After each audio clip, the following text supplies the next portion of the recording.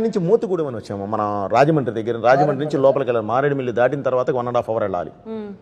Water అసలు అదే ash కలుపుతారు కదా, ఎంత వాటర్ అంటే క్రొకడైల్స్ వస్తాయంట. అది 100 kilometers స్పీడ్తో ఉంటుంది వాటర్.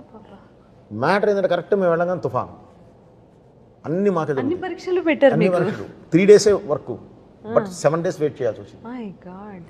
లొకేషన్ భలే ఉందంటే, లొకేషన్ బాగుండడం కాదమ్మా, పాజిటివ్గా ఉంటుంది. అంటే అక్కడ ఎనర్జీ ఉంది, ఆ ఎనర్జీ మనకు కావాలి. అసలు ఆ మోతిగూడెం ఏం లొకేషన్స్ అమ్మా, అద్భుతమైన లొకేషన్. కాకపోతే మన వాళ్ళు కాస్త వెళ్ళి పిక్నిక్స్ కానీ వెళ్ళి అక్కడే తిని అక్కడే వేసి ఆ బాటిల్స్, బీర్ బాటిల్స్ అనేవి మన నదిలో పగలగొట్టి కొంచెం ఇది చేస్తున్నారు. కానీ లేదంటే నేను బాగా మొత్తం అంతా తిరిగామా ప్రపంచంలో, మన లొకేషన్స్ ఉన్నంత ఏవి లేవు, అంత అద్భుతంగా ఉన్నాయి. Fresh water.